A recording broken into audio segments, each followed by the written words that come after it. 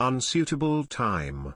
Harry's memoirs strongly opposed that forced to change release date or be boycotted. Prince Harry's upcoming memoir is at risk of overshadowing the Queen's Platinum Jubilee, which is due to take place next June.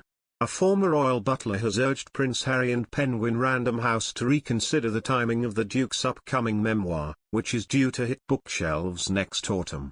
With the Queen's Platinum Jubilee taking place throughout next year, Grant Harold told the Express.co.uk that the book is not the best of timing. Prince Harry announced the global publishing deal in July, and is currently in the process of writing an intimate account of his life. Grant Harold told, "It's not the best of timing. I'm sure we all know that this celebration was coming up.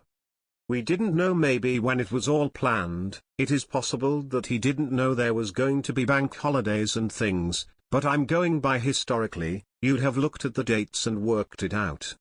So it does seem really strange timing, and I would have thought that maybe they would have delayed it personally. I'd have thought people would have thought, oh, you know what, we'll leave it until the following year after the celebrations are over, but for whatever reason, they want to put it out." He also added that he hoped the memoir would be nice and would not embroil both the Queen and the monarchy in another PR crisis. He said, "So I'm hoping that it's going to be a nice memoir, but if it's not, one of the biggest problems is that it could overshadow it. Because, even if you don't read it and a lot of people say they won't read it, there will be a lot of people who will read it. It'll be covered in the press, bits pulled out of course that are the strongest parts of it, it'll be discussed, and it could potentially be all about the same time. So I think the thing is, it could overshadow it and only time will tell, so we'll see what happens, and I think like everyone else, I'm hoping they do consider the timing of this."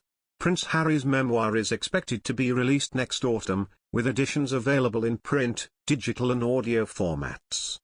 Prince Harry and Meghan Markle decided to leave the royal family in 2020 and have relocated to California.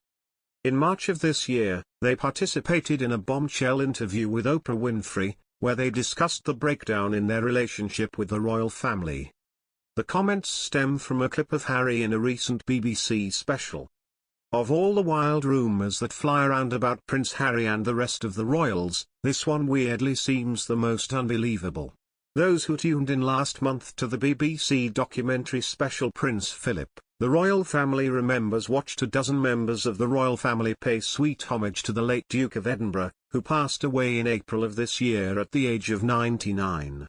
There were some really beautiful moments, including remembrances from Harry and William, and an emotional Prince Charles talking about his father. But some of those viewers also noticed something else, namely, that Prince Harry might be speaking with a hint of an American accent. In one segment, in which Harry discusses how the Queen and Prince Philip were the most adorable couple, a few royal watchers from the podcast Pod Save the Queen thought his voice was making some decidedly American sounds. According to Express, podcast host Russell Myers, a Daily Mail royal correspondent, said of Harry, "One thing I will say, which is not having a dig, it's just a funny observation, I want to know what people think about Harry's accent when they watch the documentary. I found his diction extraordinary." He continued that Harry seemed to be raising his voice as if he has an American twang. Myers noted that it was more that his intonation sounded American, rather than his accent per se. "If this was any other British person, I'd say it would be somewhat understandable. Harry married an American, he lives in California, and he's been working on myriad projects with American companies for almost 2 years. But this is also a member of the royal family, a group that has its own accent. It's called received pronunciation, and it's why royals sound so proper when they talk. I can't imagine that 2 years in Santa Barbara would change Harry's accent that much, right?